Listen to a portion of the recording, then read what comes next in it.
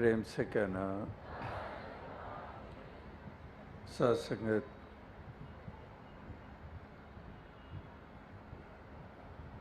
कुछ वर्ष सबको अपना करके देखते हैं, जिनके लिए कोई दीवारें नहीं हैं, जो न दीवारें खड़ी करते हैं, ना एक दूसरे से दूरियां बनाते हैं, ना एक दूसरे को नीची दृष्टि से देखते हैं, राम और रहीम में भेद नहीं करते हैं, जाति पाति के मुद्दों के ऊपर या जाति पाति के आधार पर दूसरे के ऊपर जुल्म और सितम नहीं करते हैं, ना मज़हब मिल्लत की दीवार, ना जाति पाति की दीवार, ना रंग नस्ल की दीवार, ना रीजनलिज्म, ना प्रांतीयवाद की दीवार, ना मुल्कों की हदें और सरहदें, केवल और केवल मानव जाति के रूप में देखते हैं, जो उद्घोष वसुधैव कुटुंबकम वाले कब से इंसान तक पहुँचाए गए,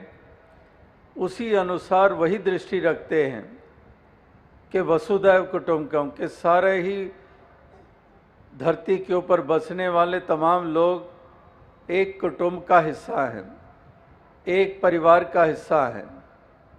ये ऐसा कुंबा है, ये पहला सबक है किताब खुदा का कि मखलूक सारी है कुंबा खुदा का। वही बात के वसुधैव कुटुंबकम, कुटुंब परिवार कुंबा, ये किसका है? खुदा का है। सारे ही बंदे इसी के बंदे हैं। इसलिए यहाँ पर ऐसी दृष्टि रखने वाले, जिनको ये जागृति मिल जाती है, जो ये रियलाइज़ कर लेते हैं, जो अवेयर हो जाते हैं इस सत्य के प्रति, वही हैं जो वास्तविकता में कुटुंब की तरह जीते हैं।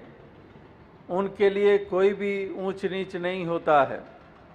वो अपनी जाति का अहम नहीं करते, दूसरी की जाति को नीची दृष्टि से देखते नहीं हैं। ये जाति पाति की प्रथाएं जो लगातार कहाँ कब स्थापित हो गई, जिसके कारण आज सदियों ऐसे एक आपस में दूरियां ये बनी हुई हैं, एक ऐसा विभाजन हुआ पड़ा है। तो इसलिए महापुरुष संत जन जैसे अपने भाव रखते हैं, चाहते हैं कि हर इंसान के वही भाव हो। जैसे उनकी समदृष्टि होती है, वो चाहते हैं हर इंसान वैसी दृष्टि वाला बने, जो भेद वाली दृष्टि नहीं है, जो अभेदता वाली दृष्टि है, जहाँ पर ना को बैरी ना ही बेगाना सगल संग हमको बनाई, कि कोई पराया कोई बेगाना नहीं है, सगल यानी कि सब अपने हैं, सगल संग हमको बनाई। तो इस प्रकार से ये महापुरुषों के केवल कथन नहीं रहे हैं, ये उनकी अवस्था रही है, ये उनके नज़रिए रहे हैं, उसी अनुसार उनकी चाल भी रही है, उसी अनुसार उनके व्यवहार भी रहे हैं। उनका दुत्कारने वाला रवैया नहीं रहा है, उनका अपनाने वाला रवैया रहा है। उनके मन में दया और करुणा का भाव रहा है, वो हितैषी रहे हैं। इसीलिए सच्चे धर्म होने का वो वास्तविकता में एक प्रमाण रहे हैं। इसीलिए वो वचन जो लगातार पढ़ते सुनते आ रहे हैं कि दया धर्म का मूल है, पाप मूल अभिमान, तुलसी दया न छोड़िए जब लग घट में प्राण, कि वाकई ही वो दया और करुणा वाले रहे हैं। इसीलिए वो सच्चे धर्म की परिभाषा पे खरे उतरे हैं कि दया धर्म का मूल है, कि धर्म का मूल दया है। तो दया वालों ने ही धर्म को मजबूत किया, दया वालों करुणा वालों ने ही धर्म की पहचान, सच्ची पहचान बनाई। तो इस प्रकार से महापुरुषों ने धर्म की सच्ची परिभाषा वचनों और कर्म के द्वारा संसार के सामने रखी। लेकिन इंसान हर कोई जैसे कहा कि समझ नहीं पाया, और इसीलिए धर्म को भी पता नहीं क्या क्या रूप दे दिए गए, और वही धर्म आज लड़ाई झगड़े के कारण बन चुके हैं। जैसे बुल्ले शाह जी और अनेकों सूफी संतों ने कहा है कि मजहबां वाले लड़ लड़ मरदे, असल बात नू मूल ना फड़ दे। कि एक मजहबों वाले ये मजहब मिल्लत की दीवारों में बंधे हुए, तो कहते हैं कि मजहबां वाले लड़ लड़ मरदे, असल बात नू मूल ना फड़ दे। जो असल बात है, जो असलियत है, जो हकीकत है, जो सच्चाई है, वो उनकी पकड़ में नहीं आता है। असल बात नू मूल ना फड़ दे, वो असल जो है वो उनकी पकड़ में नहीं आता है। तो इसीलिए उनका जीवन अंधकार में ही बन जाता है। वो लड़ाइयाँ और झगड़ों में विश्वास करते हैं, वो हिंसा में विश्वास करते हैं, वाणी के द्वारा भी हिंसा करेंगे, व्यवहार भी हिंसक पूर्वक होगा और कलह कलेश मचाने वाले होंगे। तशद्दुद और जुल्म और सितम के रास्ते पे चलने वाले वो वही रहे हैं जिन्होंने ये मरम नहीं जानी, जिन्होंने सच्ची धर्म की परिभाषा नहीं जानी, जिन्होंने इस सत्य परमात्मा की पहचान नहीं की, जिन्होंने इनके बंदों की कदर नहीं की। तो वही हैं जो अंधकार के प्रतीक वो युगों युगों से रहे हैं और आज कलयुग के दौर में भी वही प्रतीक हैं। हालांकि कलयुग को अपने आप में ही सारे अंधकार वाला युग मानते आ रहे हैं। चारों युगों में इस युग को सबसे नीचे दर्जे वाला माना जाता है और जुबान पर हमारी यही आ रहा है कि घोर कलयुग है।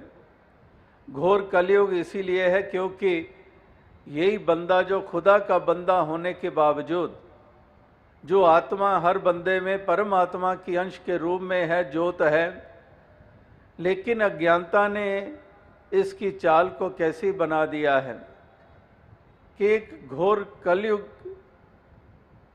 का ये हिस्सा माना जा रहा है, जहाँ पर भाई भाई का वैरी है, जहाँ पर घृणा वैर ईर्ष्या की अग्नि में जलते और जलाते हैं, जहाँ पर ये संबंध कितने कमज़ोर होते चले जा रहे हैं, कहाँ पर दो पैसों के लिए भाई भाई का वैरी बन जाता है। बेटा बाप की जान लेने को तैयार है कि जायदाद ये बाकियों में ना बांट दे मेरा पिता, ये सारा मेरे हिस्से में आए तो उसकी जान ले लूँ। तो इस प्रकार से ये किस कदर इंसान की ये चाल बनी हुई है, किस कदर ये इस जीवन के सफ़र को तय कर रहा है। तो ये महापुरुष संत जन इसीलिए कदम कदम पर सुचेत करते हैं, कदम कदम पर एहसास कराते हैं कि इंसान तेरी बहकी हुई चाल, तेरी भटकी हुई चाल, ये तेरे लिए और औरों के लिए नुकसान का कारण है। तू अपनी चाल संभाल ले, तू अपना रुख, अपना मुख उस और कर ले जिस तरफ रुख करने से तेरा भी उद्धार होगा और तेरे द्वारा दूसरों को भी सुख मिलेगा। तो इसलिए महापुरुषों ने कदम कदम पर इसको चेतनता दी है, कदम कदम पर जागृति दी है, कदम कदम पर एहसास कराया है कि इंसान ज़रा ठहर और सुन और समझ कि वाकई ही तेरा जीवन किस तरह से, किस प्रकार से जिया जा रहा है, तू किस तरफ तू अपने कदमों को बढ़ा रहा है। तो जिसके कारण तेरा कल्याण होना है, जिसके कारण तेरी शोभा बननी है, जिसके कारण तेरा रुतबा बुलंद होना है, जिसके कारण आनंद का पात्र बनेगा, जिसके कारण तेरी आत्मा आवागमन के बंधन से निजात पाएगी, तो क्यों ना तू उस रास्ते पे चल निकले। इसीलिए महापुरुष उसी रास्ते पे चलने के लिए प्रेरणा देते हैं। गफलत की नींद में सोए हुए को जगाते हैं कि इस गफलत की नींद से जग जाओ। ये गफलत की नींद में सोए सोए सारी उम्र तमाम कर दोगे, खाली हाथ आए और खाली हाथ चले जाओगे, और खाली हाथ आए और खाली हाथ जाने का जो भाव है उसके पीछे भी महापुरुष बताते हैं कि ये खाली हाथ आना और खाली हाथ चले जाना, क्योंकि इंसान इस जन्म को, उत्तम जन्म को पाकर भी ये वो उपलब्धि नहीं करता, वो प्राप्ति नहीं करता जिसके कारण ये कहा जाए कि खाली हाथ गया नहीं है, ये भरपूर होकर गया है, ये सच्ची दौलत को प्राप्त करके गया है, इस राम रतन धन को पाकर माला माल हो गया है, केवल लोक के लिए नहीं पर लोक के लिए भी। इसने अपने तमाम बंधनों को उससे निजात पा ली है। तो इस प्रकार से ये महापुरुष कहते हैं कि अमोलक जन्म मिला, भरपूर होने का मौका मालिक ने दिया, लेकिन इंसान कंगाल ही रहा, आत्मा कंगाल रही, इसका मन कंगाल रहा, क्योंकि इसने वो कदम नहीं उठाए, क्योंकि ये गफलत की नींद से उठा नहीं, क्योंकि इसने ये सच की लख्ता की नहीं, ये सच की प्राप्ति की नहीं है। इसीलिए ये बल्कि बोझ अपने बढ़ाकर इस संसार से रुखसत हुआ। रुखसत तो हर किसी को होना है, जाना तो इस संसार से हर किसी को है, यहाँ पर किसी का भी लिहाज नहीं है। ये ऐसा विधान बना हुआ है कि यहाँ पर राम भी नहीं रहते और रावण भी नहीं रहता है। राम गयो रावण गयो जाका बहु परिवार, कहो नानक थिर किछ नहीं सुपने जो संसार। कि राजा हो या रंक हो, पढ़ा हो या अनपढ़ा हो, निर्धन हो या धनवान हो, कोई भी हो, किसी के ऊपर भी, एक इंसान के ऊपर भी ये बात लागू नहीं कि उसका लिहाज है। यहाँ तो जाना ही पड़ेगा और हर कोई जा रहा है, हमेशा के लिए कोई राह नहीं है। तो जो आए हैं सो जाएंगे, राजा रंग फकीर, कि जो आता है वो जाता भी है। उगा सो काटिए, फूला सो कुमलाए, जो बना सो गिर पड़े और जो आए सो जाए। कि ये तो ऐसा ही विधान है, लेकिन महापुरुष आज भी अपने वचनों में यही ये एहसास करा रहे थे कि वास्तविकता में हमने इस जीवन के मायने को मायने देने हैं। We have to give meaning to our lives, कि हमने अपने जीवन को सही मायनों में प्राण देने हैं। ये जिस्म के प्राण ही काफ़ी नहीं है कि हमारे प्राण हैं, हमारी श्वासें हैं, हमारी नब्ज़ है, हमारी धड़कनें हैं, इसलिए हम जिंदा हैं, इसलिए जीवन चल रहा है। महापुरुष कहते हैं कि ये असल जीवन नहीं है। इस जीवन को हमने सच्चे प्राण देने हैं, दिल को हमने सच्ची धड़कनें देनी हैं। वो धड़कनें जो प्यार के तहत धड़कती हैं, वो धड़कनें जो दया और करुणा के तहत धड़कती हैं, दिलों को वो धड़कनें देनी हैं। हमने जीवन को सच्चे प्राण देने हैं, वरना ये प्राण होते हुए भी हम प्राण रहित हैं, जिंदा होते हुए भी हम मृतक हैं, चलती फिरती लाशें हैं, जिंदादार गौर जिसको कहा जाता है। क्योंकि ऐसे जीवन को जीवन ही नहीं मानते हैं महापुरुष संतजन, वली गुरु पीर पैगंबर। वो जीवन की उनकी अपनी परिभाषा है, वो पैमाना और कसौटी कुछ और ही है। ये जीवन को वो जीवन नहीं मानते हैं कि तुम जिंदा हो, सांस ले रहे हो, धड़कनें चल रही हैं, तुम बालपन से किशोरावस्था और किशोरावस्था से जवानी की उम्र में और जवानी से बुजुर्गी तक पहुंच गए हो, इसलिए तुम जिंदा हो। महापुरुष कहते हैं कि ये जीवन नहीं है असल में। इस जीवन को भी हमने जीवन देना होता है, प्राण देने होते हैं, और वो जीवन तब कहलाता है जब वास्तविकता में इसी जीवन में हम वो उपलब्धि कर लेते हैं, जब इसी जीवन में हम मंजिल मकसूद को प्राप्त कर लेते हैं, जब इसी जीवन को हम वो दिशा दे देते हैं, जब हम वो चाल चलना शुरू कर देते हैं, तब सही मायनों में हमें ये जीवन हमारा जीवन कहलाता है। जब हम प्यार के साथ जीना शुरू कर देते हैं, जब हम एक दूसरे के दुख सुख में शामिल होने वाले बन जाते हैं, जब हम गिरे हुए को उठाने वाले बन जाते हैं, जब हम उजड़े हुए को बसाने वाले बन जाते हैं, जब हम रोते हुए को हंसाने वाले बन जाते हैं, तब वास्तविकता में ये मान लिया जाता है कि इसने जीवन का सलीका प्राप्त कर लिया है, इसने जीवन जीने का ढंग प्राप्त कर लिया है, इसने सही मायने में जीवन को मायने दे दिए हैं। तो इस तरह से ज़रूरत ये संसार भर में इसकी है, हर युग में इसकी ज़रूरत रही है और आज भी इसी की ज़रूरत है। क्योंकि जब हालातों को देख रहे हैं, जब संसार में इंसान की चाल को देख रहे हैं, और अधिक महसूस हो रही है इसकी ज़रूरत कि इंसान कितनी गिरावट की ओर जाता चला जा रहा है। महापुरुषों की चाहत कुछ और थी, वलियों गुरु पीर पैगंबरों की प्रेरणाएं कुछ और थी, लेकिन इंसान ने उन सब की तरफ पीठ कर लिया और ये विपरीत दिशा की तरफ चल निकला है। तो इसलिए महापुरुष संत जन चाहते हैं कि संसार भर का उद्धार हो, हर इंसान का कल्याण हो, हर इंसान प्रभु की उत्तम रचना होने की पहचान बनाए।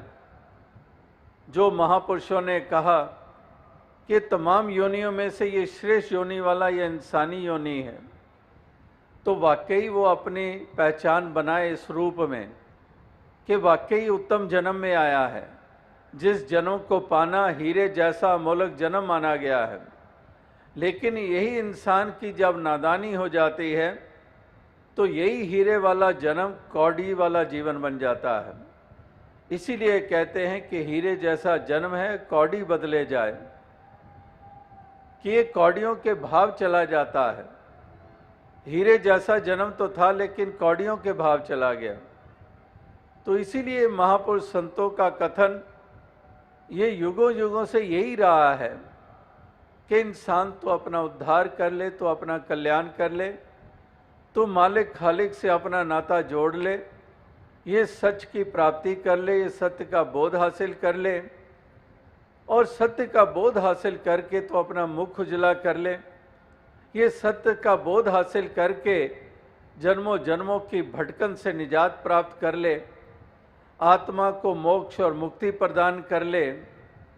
तो यही महापुरुष संत जनों की प्रेरणाएं रही हैं और आज भी महापुरुष उसी तरफ ही प्रेरित कर रहे हैं कि इंसानों ज़रा गौर करो, ज़रा सोचो विचारो कि ये जीवन केवल खाने पीने सोने के लिए नहीं है, ये केवल विलासों के लिए नहीं है, ये केवल भोग के लिए नहीं है, ये केवल तृष्णाओं की पूर्ति के लिए नहीं है, ये केवल तेरे मेरे के लिए नहीं है। इस जीवन का बहुत महत्व है। ये मानुष जन्म दुर्लभ है, होत न बारंबार, जो बन फल पाके भोई गिरे बौर न लागे डार। कि ये जन्म ऐसा है कि फल टहनी से डाल से टूट कर गिर जाता है तो लाख कोशिश करो वो टहनी से वापस नहीं लग पाता है। इसी तरह से ये जन्म तुम्हारा बहुत दुर्लभ है, बहुत अमोलक जन्म है। इसकी कदर कर लो, अपनी श्वासों की कदर कर लो, इन घड़ियों की कदर कर लो, बेकदरे ना बनो। अगर बेकदरे बनोगे तो तुम्हारी भी कदर जाती रही। तुम्हारी भी कदर इसीलिए होगी जब तुम श्वासों की, इस जीवन की, इन उत्तम पहलुओं की कदर करोगे तो तुम कदर वाले बनोगे। वरना तुम्हारी कदर इसीलिए नहीं रहती क्योंकि ना तुम सत्य की कदर करते हो, ना मानवता की कदर करते हो, ना प्रेम भाईचारे की कदर करते हो, ना मिलवर्तन की कदर करते हो। इन सब की कदर ना करने के कारण तुम्हारी भी कदर जाती रही। तुम इंसानी पहचान भी गंवाते चले गए और तुम्हें शैतान और हैवान का नाम दिया जाता रहा। तो इसलिए तुम बेकदरे ना बनो, तुम कदरदान बनो। तुम कदर करो इस सत्य परमात्मा की, कदर करो इस मार्ग की, कदर करो भाईचारे और प्रेम की, करुणा की। तो अगर तुम इन तमाम पहलुओं की कदर करने वाले बन जाओगे तो तब ही वास्तविकता में तुम इंसान होने की सच्ची पहचान बनोगे, धर्मी होने की सच्ची पहचान बनोगे, तुम्हारा रुतबा बुलंद हो जाएगा, लोक और परलोक में तुम्हारी शोभा बनेगी। तो यहाँ पर क्या कमी है संदेश में? यहाँ पर क्या है ऐसा जो नहीं कहा गया है? युगों युगों से ये सब स्पष्ट रूप में सबके सामने रहा है, लेकिन ये भी ऐसी विडंबना है कि सोचने समझने की ताकत इंसान को ही दी है। तमाम पशु जानवरों पंछियों की योनियों में से सबसे ज़्यादा सोचने और समझने की ताकत जिसको दी गई है, और सबसे ज़्यादा नादानी यही कर रहा है। सबसे ज़्यादा भटकी हुई चाल इसी की है, जिसको सबसे ज़्यादा समझने और सोचने की ताकत मालिक ने बख्शी है। हालांकि जानवर और पशुओं में भी कई पहलुओं से उनमें भी समझने की ताकत है। इसीलिए आपने देखा है कि एक मछलियां भी हैं, उसको उनको से भी वो काम कराते हैं कि किस तरह से उनके शोज होते हैं कि पानी में एक साथ बाहर निकलती हैं। अगर उनमें वो समझ ना होती तो ऐसा क्या कर पाते। इसी तरह से पंछियों से भी वो क्या क्या बुलवा लेते हैं, कितने और जानवरों से वो क्या क्या करवा लेते हैं कि इंसान की भी बुद्धि कई दफ़ा चकित हो जाती है। तो जहाँ पर उनके वो ऐसा कुछ कर पाते हैं, लेकिन फिर भी उनमें जो समझने और सोचने की ताकत है वो नामातर है, इंसान के तुल्य जितनी इंसान को दी गई है। लेकिन यही एक पीड़ाजनक बात कि इसको समझने की ताकत दी गई, लेकिन ना समझी यही बरता रहा है, यही ना समझ रहा है। इसीलिए ये ना अपने लक्ष्य की प्राप्ति करता है, ना ये एक अपनी सच्ची पहचान बनाता है। इसीलिए जीवन जीने का ढंग ताउम्र इसको प्राप्त नहीं होता है। सारी उम्र बीता देता है, ये सारी उम्र जी जाता है, लेकिन इसको ढंग नहीं आता जीवन जीने का। तो इसीलिए कहा है कि जिए तो जिए तेरी दुनिया में, उल्फत व मोहब्बत समझे नहीं।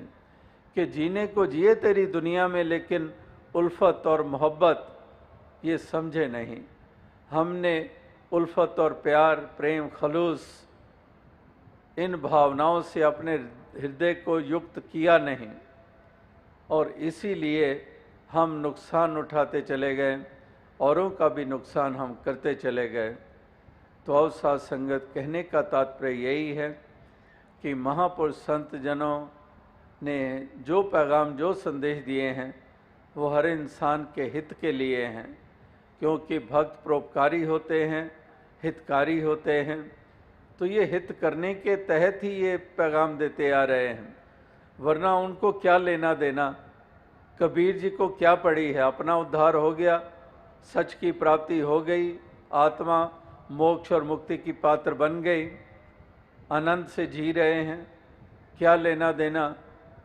क्या ज़रूरत मीराबाई को, जहाँ पर वो सच की लगता गुरु रविदास जी के चरणों में जाकर कर लेती है, वो सच्ची दौलत की प्राप्ति कर लेती है, जीवन के लक्ष्य को पूरा कर लेती है, तो उसको क्या लेना देना। क्यों गली गली घूमकर पैगाम दिए जा रही है, संदेश दिए जा रही है, लोगों के लांछन भी सह रही है, फिर भी सच का बोलबाला कराने में कदमों को रोक नहीं रही है। यानी कि भक्त, क्योंकि संत परोपकारी भी होते हैं, ये नहीं कि अपने मकसद पूरा हो गया, लक्ष्य पूरा हो गया तो बस इतना ही काफ़ी है। नहीं, परोपकारी भी होते हैं। इसीलिए इनकी तुलना की जाती है कि तरवर सरवर संत जन चौथा वर्षे में परोपकार के कारणे चारों धारें दें। तो ये परोपकारी हृदय चाहते हैं कि इंसान क्यों डूबे इस भवसागर में।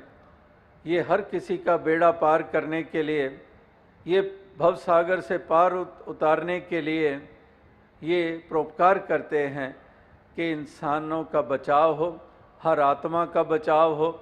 ये मंजिल मकसूद प्राप्त करे, ये नाता जुड़े, सच का बोध प्राप्त हो, सच की लगता हो और इस तरह से दिव्य गुणों से युक्त होकर इस कदर सभी जीवन जिएं कि वातावरण सुखद, चैन वाला, अमनो अमान वाला ये बनता चला जाए, ताकि सभी राहत के साथ इस जीवन के सफ़र को तय करें।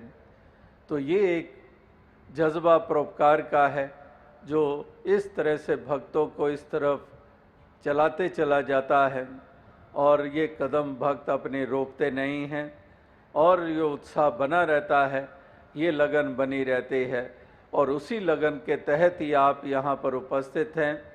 और जैसे दास ने कहा कि केवल 2 दिन पहले की ही सूचना और आपके कदम इस और किस कदर बढ़े, वरना ऐसे ही आयोजन होते हैं, महीना महीना भर संदेश दिए जाते हैं, महीना महीना भर पोस्टर छपे होते हैं, लेकिन 2 दिनों में ही किस तरह से आप उपस्थित हो जाते हैं।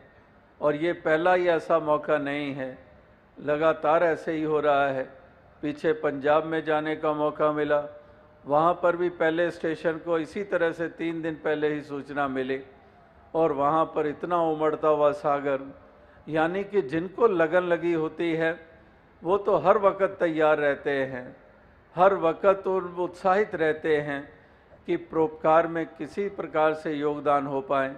जैसे कल भी आपने देखा हिंदुस्तान में कितने रेलवे स्टेशंस पर जो पिछले 5 महीनों से अक्टूबर से लेकर लगातार जो मिशन के द्वारा ये स्वच्छता अभियान में योगदान दिए जा रहे हैं कि हर महीने में एक टाइम के ऊपर 20,000 हिंदुस्तान भर में ये वॉलंटियर्स ये इस कदर रेलवे स्टेशन प्लेटफॉर्म्स की सफाई कर रहे होते हैं जैसे अपने घरों में कर रहे होते हैं। इस तरह से यानी कि वही परोपकार जिसके दास जिक्र कर रहा था कि परोपकार केवल ये सच की प्राप्ति हर किसी को हो जाए, ब्रह्म ज्ञान प्राप्त हो जाए, उस तरफ जहाँ परोपकार कर रहे हैं वहाँ पर मानव की सेवा करने के लिए, देश की सेवा करने के लिए भी ये ऐसे परोपकार ये लगातार करते आ रहे हैं। और इसीलिए ये ऐसे रोशन मीनार के रूप में होते हैं जहाँ पर लोग खुद गर्जियों में देश को कमज़ोर करने में लगे हुए हैं, जहाँ पर गंदगी फैलाने में लगे हुए हैं, जहाँ वहाँ पर ये चारों तरफ स्वच्छता लाने के लिए, मनों की स्वच्छता, वातावरण की स्वच्छता लाने के लिए और अमन व अमान को कायम करने के लिए ये योगदान दे रहे हैं। इसलिए ऐसी अवस्था वाले ही, ऐसी देने वाले ही एक रोशन मीनार के तुल्य होते हैं। तो ऐसे रोशन मीनार सभी बनते चले जाएं, यही शुभकामना, यही प्रार्थना, यही अरदास है। तो दास और अधिक शब्दों का सहारा ना लेता हुआ इन्हीं शब्दों से आपसे इजाज़त चाहेगा और फिर से अपनी खुशी जाहिर करेगा जो यहाँ मुजफ्फरनगर में आकर आप सभी के दर्शन करके, ये सत्संग करके जो हासिल हुई है, अनेकों और गण्यमान्य सज्जनों के दर्शन हुए जो यहाँ प्रांत और देश की सेवा कर रहे हैं, अनेकों समाज की सेवा में जो तल्लीन हैं, और आप सभी के दर्शन करके बहुत प्रसन्नता हुई है। तो दातार सब पे कृपा करे, सबको आनंद खुशी प्रदान करे, तन मन धन के सुख प्रदान करे और जैसे विस्तार से कहा कि सबको जीवन जीने का सलीका दे, प्यार से जीवन को सभी जिएं, प्यार की ठंडी फुहार चारों तरफ बरसे। जैसे अभी 2 दिन पहले ही इतनी गर्मी और कल रात को भी दिल्ली में जिक्र हुआ, कहने लगे कि आज ही हमने गर्म कपड़े अंदर पैक किए थे और आज ही ठंड पड़ गई, आज ही बरसात हो गई, यानी कि वो बरसात हुई तो ठंडक आ गई।